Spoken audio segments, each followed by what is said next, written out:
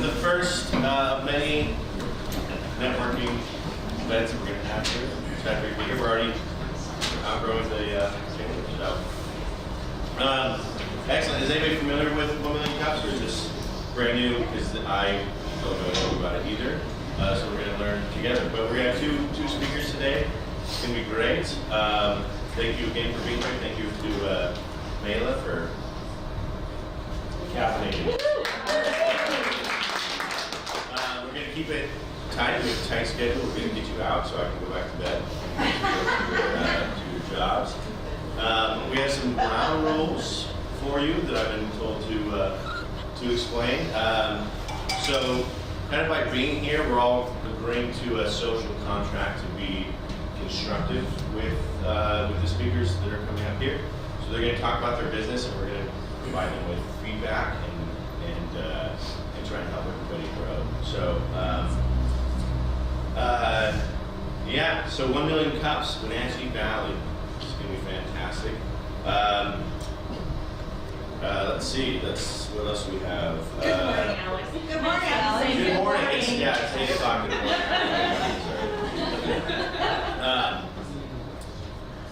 So yeah, if you're interested in presenting, if you're interested in volunteering, we have some signups over here. But we're going to get your first speaker up here. She comes from Points of Care Consulting. Please give a round of applause for Kerri Walker.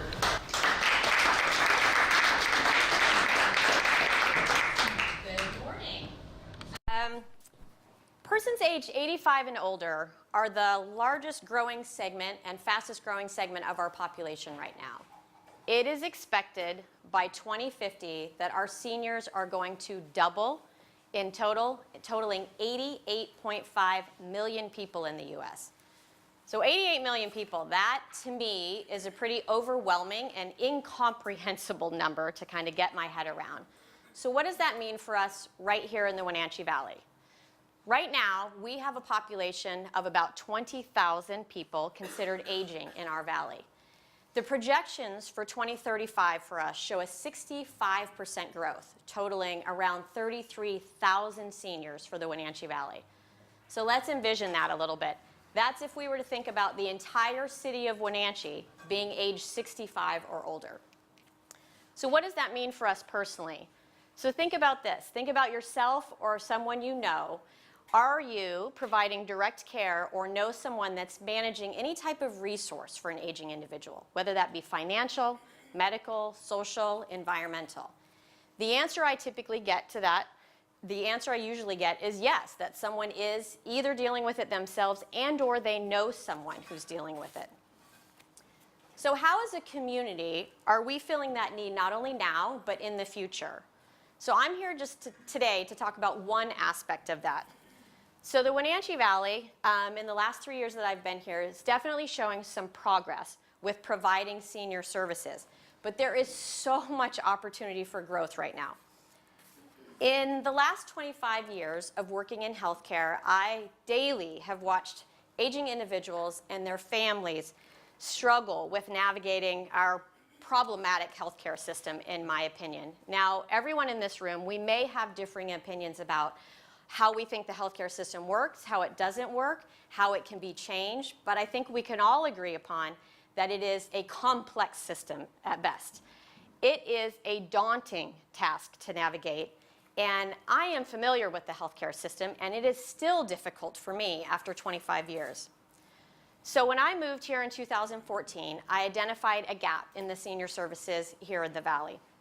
I had worked with what are called private geriatric care managers in other markets and noted how we did not have that service here in the Valley. I found one geriatric care manager that had practice here in the Valley, and she was retired. So I knew that we had an immediate need. I returned and went back to school to become what's called an aging life care manager and started my practice last January. So as an aging life care manager, what is that? That means that I'm the finest daughter you could possibly ever have. So I'm objective. I'm well versed in the healthcare system. I know how to advocate for and find resources, and I don't come with any of the history of attachments or dysfunction that all families may come with. That could just be my family, but I don't know about you, but mine certainly has some. So what does that mean exactly? As an aging life care manager, I act as an orchestra conductor. I unify participants, I set the tempo and the mood, I set up expectations and preparations, I listen critically to families and the aging individuals, and then I make adjustments depending on the players that I'm dealing with. So let me paint a picture a little bit of what care management may look like. I had an idea today to share a story of a family that I'm working with, but Wenatchee is a small town and lots of details kind of give away who it is that we're talking about. So I'm going to choose a conservative route and choose privacy instead. So I'm going to set up a scenario for you. So say you are standing at your mom's hospital bedside. You haven't seen her in about 3 months. You saw her a while ago. She looked good. She's old, some things going on, maybe forgetful, but doing okay. But now you're in the hospital. She's fallen and broken her hip. You're there. She's had surgery, and the hospital tells you she's ready to go. She can't go home, but they say, okay, here's the information. You've got to pick a place for her to go. So now you're standing there, and you need to choose a place, a rehab facility, a skilled nursing facility. You don't really know. So how do you stand there and make that choice without knowing what her patient rights are, what her Medicare benefits are, what the financial implications are, what type of skills she may need, the quality of any of the facilities you've just been given to choose from? How do you do that? How do you help your mom make that decision and feel good about it? So that's what I do. I help during those moments of crisis, but what I also do is help to avoid those moments of crisis, help set up families to avoid that moment of chaos so that they know what decision-making opportunities they have and how to honor their mother and find quality care at the same time. Aging life care management is holistic. It's an individual-centered approach. And I lead and assist individuals and families in taking action and making decisions that lead toward optimal quality of life and quality of care.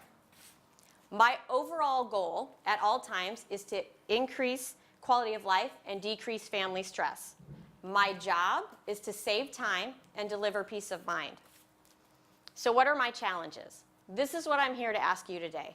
The key to my success as a care manager is to have a network of resources to solve my clients' problems or issues or challenges that come up. So what I need is to know what each and every one of you do, who you are, how you can introduce me to another resource in town so that, thank you. Okay, so that when I am faced with a challenge with one of my clients, I can come to you and solve it quickly. Can you just clarify a little bit? We're assuming you already have your client and your client needs something, and so you're looking for resources to help you do that. You're Yes. looking for clients. No, Okay. I'm looking for, so when a family comes to me, I look at legal issues, financial issues, healthcare issues, their community environment, how to support them in their home and or transition them.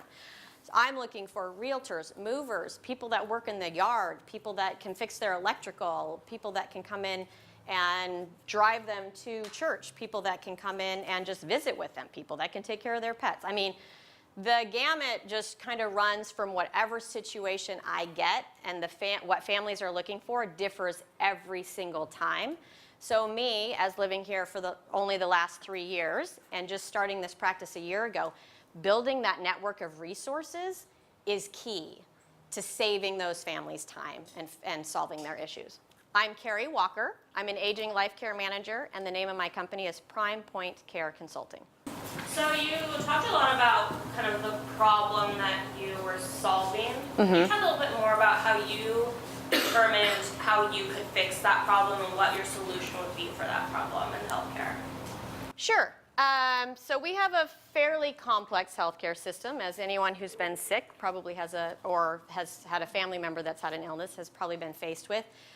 Myself, the reason that I chose to become a geriatric care manager, or what's now known as an aging life care manager, is because it's an individual-focused job. So instead of being like a case manager specifically for a hospital or for an insurance company, the only person that I have an alliance to is that aging individual themselves. I'm not meeting any other goals. I'm not meeting length of stay goals. I'm not meeting financial goals for an institution.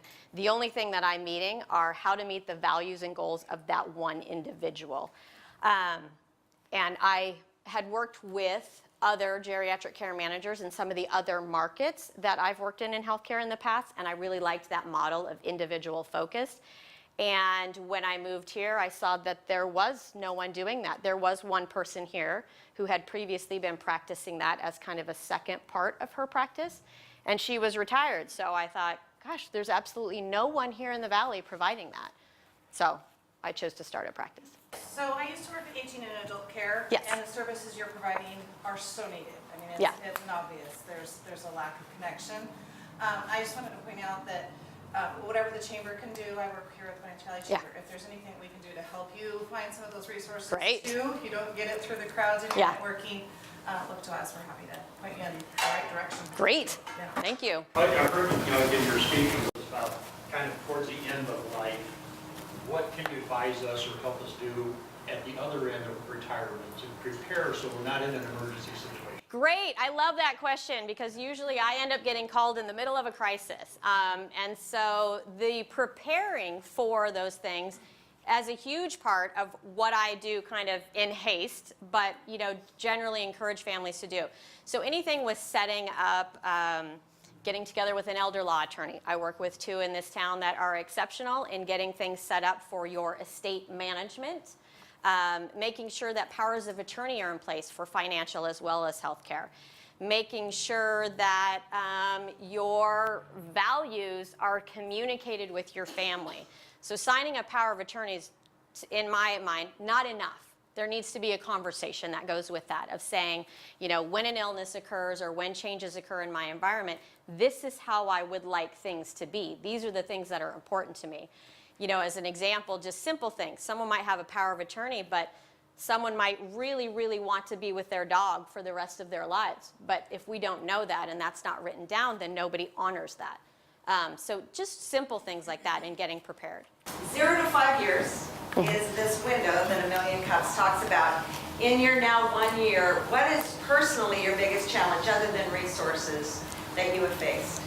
Personally, managing how much time it takes to do my business versus how much time I would prefer to spend with my family. So figuring out that balance of, obviously as a new entrepreneur, I want to, every single time someone calls me, I want to say, yes, let's do this. And then I have to think, okay, hold on. My kids are in soccer. I like to go skiing. I like to ride my bike. I like to exercise and take care of myself. And figuring out that balance of how much to take on and how much to balance with the rest of my life. That's definitely my biggest personal challenge right now. Yeah, because I'm one of those people that every time the phone rings, I just want to be like, I'm going to help. Yes, let's do that. Are you looking to hire other people to do this? Like, are you starting a firm, or you just have a single practice? I am a single practice at this point. I would anticipate, and I would not have said this a year ago when I started, I would anticipate needing to bring on staff probably within the next year.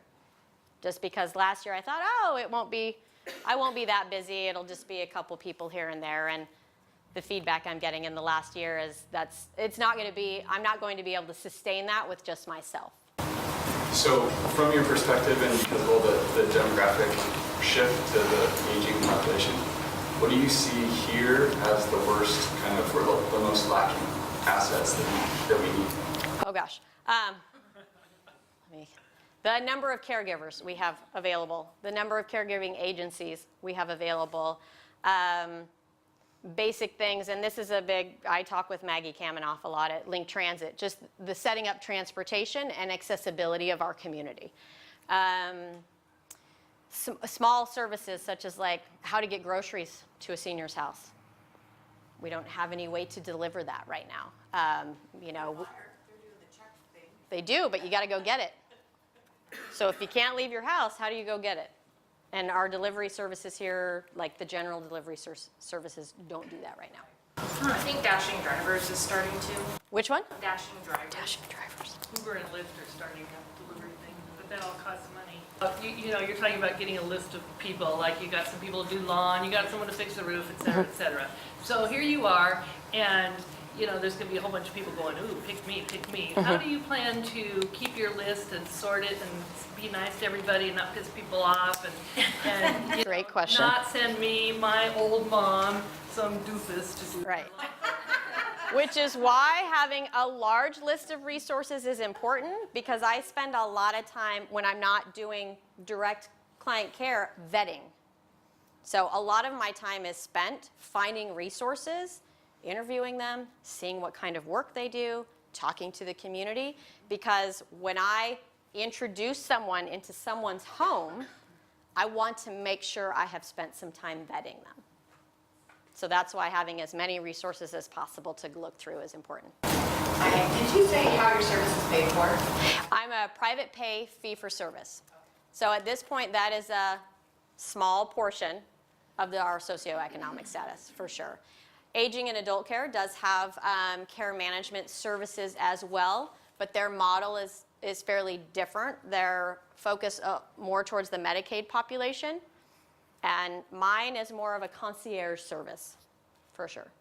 Is your information being handed out to those families that are in crisis at the time of mom getting dispatched from the hospital or from, you know, recovery or anything? Do they have your information as a contact?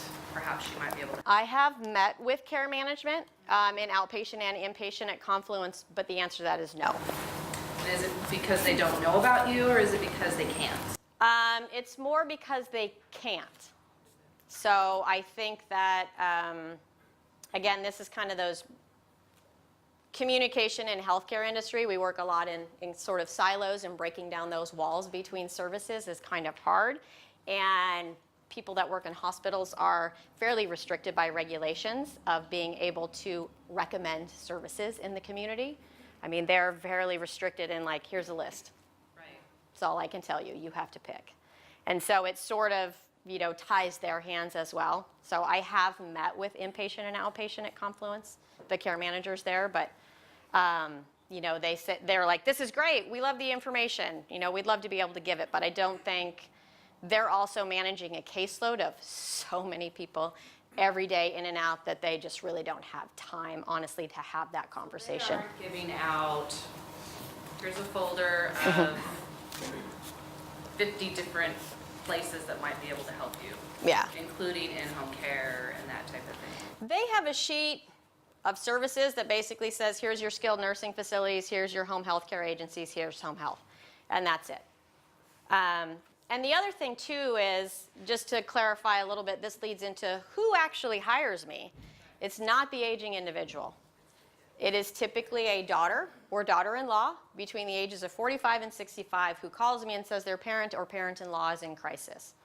The other person that typically hires me would be an elder law attorney who's been involved with a family and sees a medical or social crisis happening, and it's sort of out of their realm and they need a care manager to come in. Like the clients that I currently have, most of my referrals come from outside the area. It's daughters and daughter-in-laws who find me online. So my national association is called the Aging Life Care Association. And generally when someone's looking for a geriatric care manager or that kind of thing, they go online, they look it up, they find my association, and they find me. So all of the families I work with have children that live in the Seattle and or San Francisco area and have hired me from there.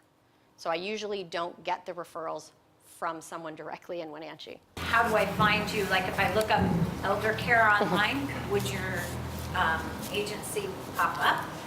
That's a great question. I need to talk to someone about some SEO things. But hopefully, yes. If you were to look up geriatric care management Wenatchee, I show up. That much I do know. Second question. Yes. I have an aging mother-in-law. She's Okay. 88. And then I have another friend in this area that's aging, and she is 68. Okay. How would I know she has a lot of physical problems. So what would do you have something like a website that I could go to that says, here's some preventative things or some ways to get ready? You know what? I don't. That's a great point. My website actually says kind of what I do, and it has some links to local resources. I have links to aging and adult care on there. I have links to some attorneys, and I have links to some national resources like CMS, Family Caregiving Alliance, the Alzheimer's Association, but I don't have a like if this, then that sort of a thing. But I also offer on my website to get a hold of me as well as just calling me. I offer everyone a free consultation to just talk to me so I can steer them in the right direction. Do you ever offer a service where you speak to family members of an aging parent, for example, who is fine, but sort of here's how you frame this conversation that is inherently awkward and full of landmines, and here are sort of the things to be doing now before they are in crisis or declining? Do you ever offer any? I would love to offer that. I usually don't get called for that. But no, the whole idea of, I mean, I think that's really as, not only as a community here and myself, but just as a society, sort of where we need to move is having those conversations before we're in crisis. So, I mean, if one of the things we do leave today is everybody goes and talks to your parents about how can we help you get ready or things that are happening, let's do that now. And there are a lot of good resources online, and if people can't find those, I am happy to individually direct everyone to those resources of how to have those conversations and what types of things you can put in place. Is anybody in the area offering, let's say, a travel partner service? You've got somebody that's in their 80s, they want to go to their family reunion or meet up with their military buddies or whatever, that would offer a service up to and including traveling with? No, start that. I'm like, no, but I would recommend some people that I know to call that service if we had it. So I'm I go to college here. I've been there for about 3 quarters now. I'm in visual communications, Okay. graphic design. Off of what she was saying about how to handle that like conversation, how to approach that conversation. I don't know if I think I could be of help with that.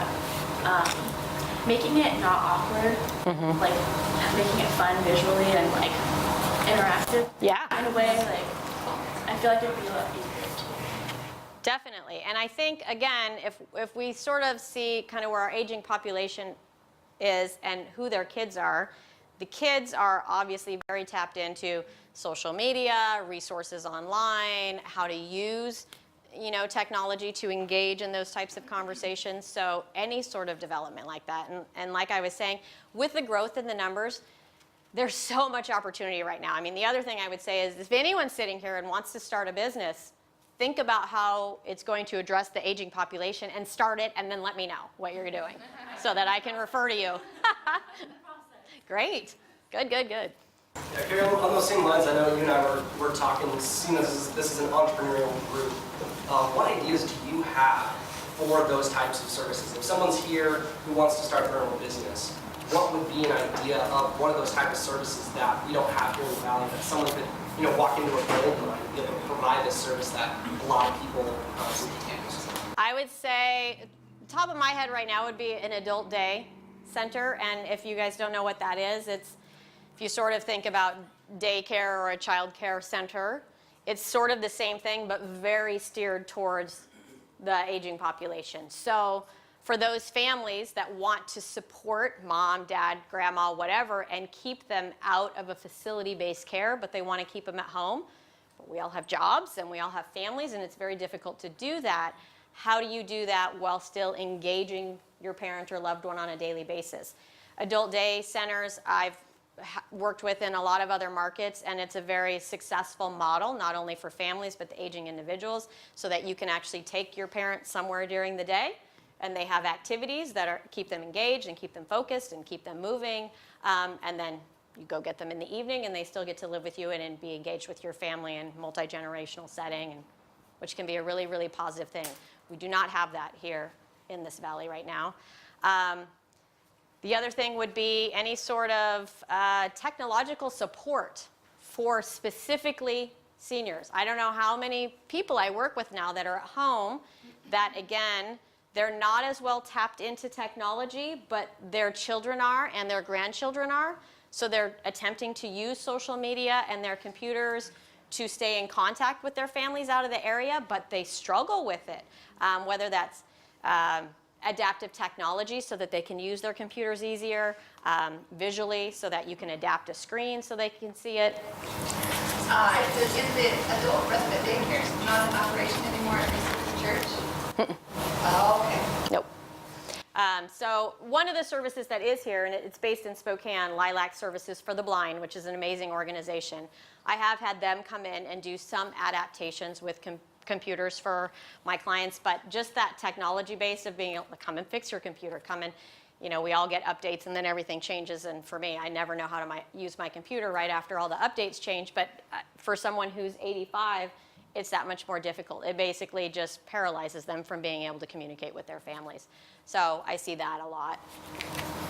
Does the senior center offer any of those? There is some computer classes. Dave Tosh, at the executive director there are some, but again, that means someone has to be able to leave their house and get there to go do it. Have you done any talks or anything like this with adult aging care facilities? I don't present at Aging and Adult Care. Aging and Adult Care, they have what's called a Senior Services Network that we meet once a month, but all of their presenters are nonprofit only. So I'm not a nonprofit business, so I don't present, but I do go there and I talk a lot to their care managers. We share information back and forth as when I'm looking for resources, or you know, they talk about resources back if they have someone that would be appropriate for my services. So yeah, I talk to those care managers a bit. I know that your caseload is really full. Yes. What's the best way for us to get information about resources to you? Because my initial reaction is, hey, come to all these networking. Right, where I'm like, I don't have time to do that. How do we share with you best what resources are available and who's doing what? That's a great question, Stacy. I don't know. Go to your website, is there a contact us button? There is, yes. So if you go to it, it basically just says you can acquire here and send me information. So yeah, if you want to go to my website and just send me all of your information, that'd be great. Do you think, like, on a piece of paper, we could write down our contact information and then what maybe we could offer? Yes, that would be great. Thank you. It's a wonderful idea. Thanks for answering that question. Thank you.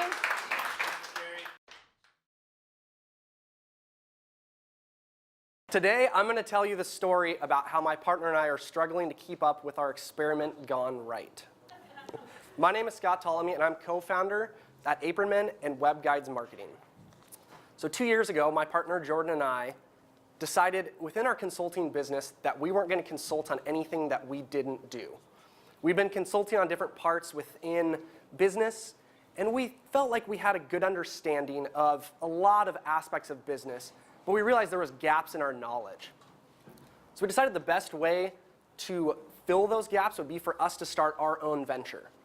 So we set an appointment for the next week at Bob's, and we each decided we'd come to the table with 3 different ideas of a business that we wanted to start. We were consulting a lot within e-commerce, so we decided that it should be something that we could sell. We wanted something that was easy to ship. We wanted something that didn't have a lot of variations. We wanted something that was small enough that we wouldn't have to go too wide with it, but that there was enough traffic that we could build some kind of brand. So after talking through and rejecting Panama hats, whistles, trying to think of a few of the others, we landed on men's aprons. We realized there was this gap in the market where a lot of people were making aprons for women, but nobody were making men's aprons. So we decided this would be something fun that we could do. Now, flash forward to Father's Day, 2017. We started to realize that we had something going during that Father's Day week. We'd had a pretty good Christmas, and so we thought we were in the clear. I decided, you know, this is e-commerce. I can take my vacation during the summer. So I decided to take the first week of June off. Well, what we didn't realize was that people decided these were good products for Father's Day. So I'd been in charge of doing the fulfillment, making the aprons, all of that. So I get a frantic call from Jordan, my partner, that he didn't know how to make these aprons, and suddenly we had this large amount of orders that came through. So we spent a lot of time on the phone that week hacking through how to get these different orders out. We hit 20 orders in one day, and we thought that was awesome. So after that, we spent the next couple months getting back in stock. We hired our first full-time employee, Blake, who's back there. we got our inventory management rolling, and we thought we had enough coming into Christmas. Now flash forward to the Monday before Christmas, 4 p.m. We just put the label on our 198th apron of the day. Now for us, this was crazy. We blew through 3 different levels of inventory. So we started to realize that we possibly had a real business going. So past that, we, over the last couple of months, have started to figure out what we need to do in order to grow. We've moved into a new space. Blake is dedicated almost entirely now to apron men. We have good manufacturing, but what we're realizing is that we don't like relying on these spikes. So we're trying to figure out a way that we can even out this sales velocity throughout the year. So what we're really looking to do is how can we start to grow the wholesale business? We've tried without much success to get into local retail, and we're looking for avenues in which we can meet local businesses. How do you guys, as shop owners, find the products that you sell in your shops? If you work for a company that is a franchise, who makes the decisions that pick the products for your store? So I think that's the next step of where we're trying to go in our business. So what we've realized is through this experiment, we've been able to learn a lot about e-commerce, and we've been able to better serve our clients from our consulting side. Thank you. So what happened at Christmas? What happened at Christmas? You said you had something like 4 p.m. the Monday before Christmas. Yes, so that day, so if you look at June, the biggest spike we'd ever had was 20 orders in one day. That Monday, the last Monday before Christmas, we had 198 orders. Yeah. So we weren't ready for that large increase. We had backup plan 1, backup plan 2, backup plan 3. And come like 4 days before Christmas, we ran out of backup plan number 3. So we didn't realize how big of the spike was going to be. And so it's helped us start to prepare for these spikes that we're expecting this next year. What kind of distributors are you looking at? If you're talking about wholesale, you're talking about distributors. Right. What have you discovered so far about that? Not much. So we've found a lot of success in the direct-to-consumer. So we have our website. We sell through Amazon, Etsy, eBay. That's the expertise that we have. So these are the things that we're starting to explore. We don't know what questions to ask at this point. That's a question to ask, is who Okay. distributes these things? Okay. To really think through. So if I'm, Joe Blow in Timbuktu, I might find you. Sure. But more likely, like you're saying, where would I look? And where I'd look, it would be the centralized places that distribute besides Amazon. Okay. And you have an agreement with Amazon? Are you on there as a... We sell as a third party. We do not sell to Amazon. We sell under our own brand. Yeah, and so I'm pretty familiar with that whole rigmarole. Yeah. That's a good word for it. Yeah. So at some point you'll get big enough to sell directly to Amazon, which will mean you have some big old factory somewhere. But in the meantime, as a small business, be thinking about distributors in places or groups that might buy a lot, like a convention of chefs. Okay. That would have an exhibit hall with people buying stuff. So I'm a veterinarian, I go to my exhibit hall and there's people selling these cute little animal earrings or, things. Right? That's not true. So, yeah, that is true. That's absolutely true. And t-shirts of animals, you should see. My sister finally said, stop bringing home cute little animal things. So if I was going to a chef's convention, which I'm sure there's a gazillion kinds, like the Southern chefs and the French chefs, right? Sure. So I'm an exhibitor there, or maybe I sell clothes for chefs and earrings for chefs, and I'm going to sell aprons for chefs, which they probably already have too many of. But I mean, be thinking Sure. in that realm of distributors. So do you go as a presenter, like I would set up a booth as apron men and people would come to me, or should I go as a participant and meet all of the different booths? So I also did some small publishing in the book world, and I tried both ways. Okay. To have a booth is super expensive. Okay. And you might be too small for that. Sure. If you can get somebody else with a booth to have your stuff, it's way cheaper. Gotcha. So you might think about just exploring just look into different kinds of groups that might be appropriate and see if you can find a way to learn about it without paying the money for an actual table at a national convention. They tend to be a lot. So maybe partner with another company, is that what you're, You is might that what do you're saying? that, or go to a smaller regional or state association meeting of whatever group you're thinking of. Okay, It might not be chefs, that might be overladen already with aprons, but Sure. something else related. sure, that makes sense. That's a great idea, and I was just thinking about that and the sportsmen's associations and those types of things. Okay. With the camo aprons. Yeah, Yeah, real hunter's cook or something. sure, sure. Yeah, And have a pink camo.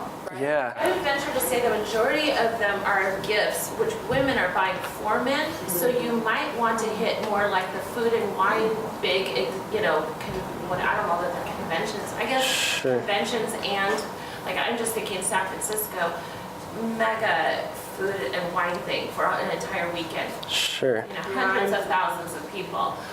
But I think she's right. If you can figure out where are those gift vendors, people who already have the booths, where are they going? Because they must go to some market to buy all their food associated things they're going to have at their booth, right? So Sure. wherever that market is, Look up you know, I'm thinking competitors. there's the garment district and there's all these different areas where where a buyer would go. So I'm sure there's those food. Yeah, that makes sense. Oh, yeah. What kind of advertising have you done? Yeah, so the majority of our sales are online. So we do a lot of sales through Amazon and then through our own website. Your Facebook page? We How did it get so popular so fast? Sure. After? Yeah, I think a lot of our sales have come on those direct-to-consumer sales channels. So our experience and my background is in selling on Amazon, selling on Etsy, selling on eBay. So we found success in getting into those platforms, which is it's a great revenue stream if you can do it right. But it's not how you want to build a business. And that's what we realize is you want to be able to own your own sales channel. When you either sell on Amazon or if you sell to Amazon, once you sell to Amazon, you lose all control. So we've made a conscious decision never to sell to Amazon as a distributor. You can get large volumes from them, but you lose control of your business at that point. I also had a comment. So obviously that's one of the aprons. Yes. Look at it. Is that kind of the theme? Have you ever been to Fuego? Fuego, no. They sell cute little animal stuff. No, it's like a gift shop. Okay. More of like an urban, like funny, like realistic. Like there's just so many.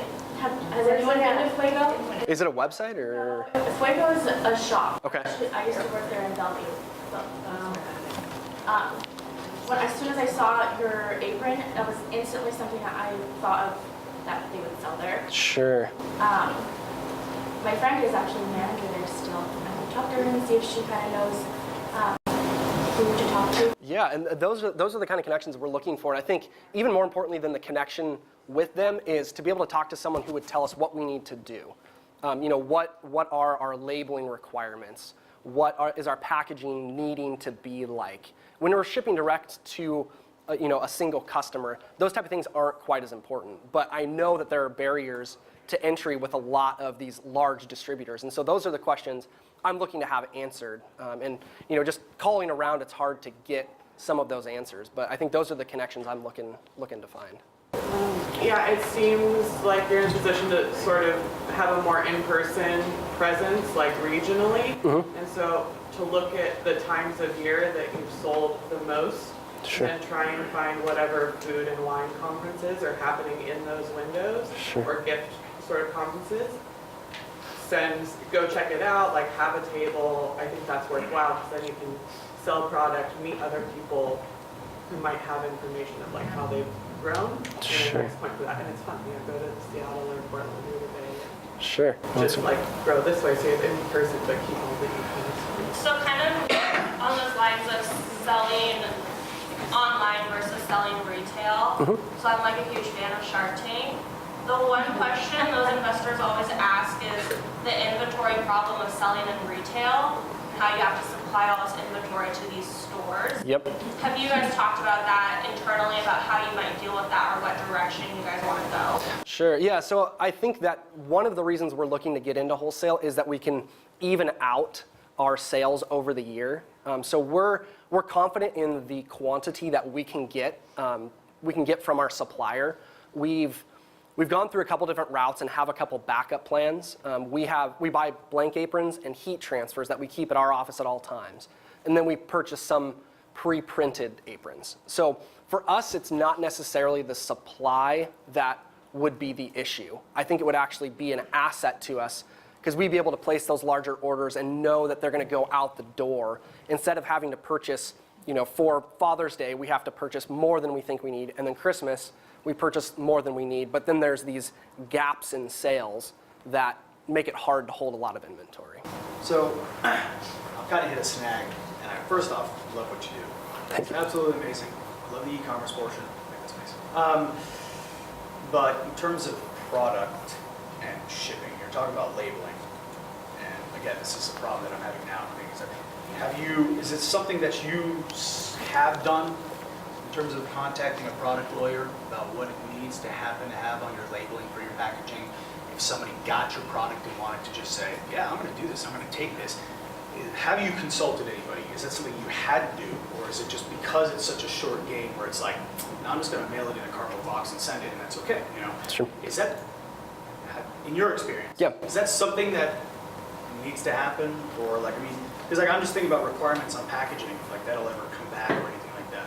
But Sure. how does that work? No, that's a great question, and I think that we're at that stage right now where we're able to kind of skirt underneath some of those pieces. There's requirements that Amazon have that you can kind of skirt around, and you don't have to have, if you're selling to Amazon or if you're selling to Walmart or some of these that you need to go through. And so I think we're at that stage where we've talked to lawyers and we've talked to consultants about this, but haven't really pulled the trigger because we haven't had the need.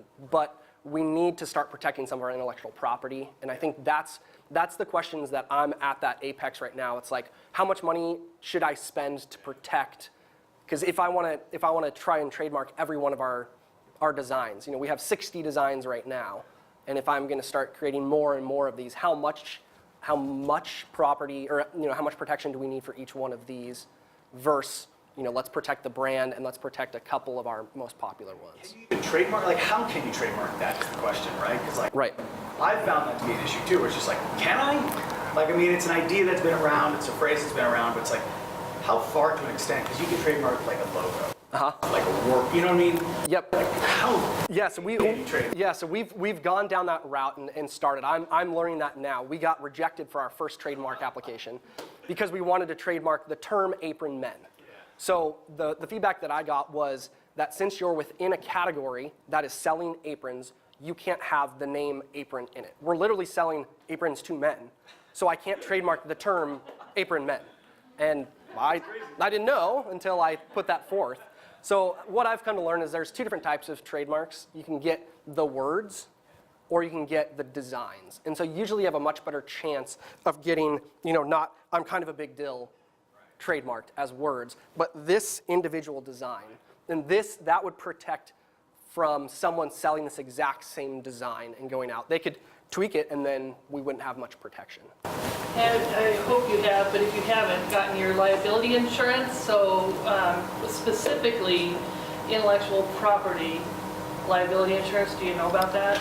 We've gone through and gotten our liability. We don't have much intellectual property right now. So here's the thing, and I'm speaking from the publishing world, but I'm assuming it's the same for that. Yeah. So because I publish books, I have media liability insurance, which means that if I write a book and then you come along and you go, hey, you copied me, I have insurance for that. Sure. Or if you read my book and you do something out of it, you kill yourself, I am covered for that. Now you won't kill yourself with your apron, well you might.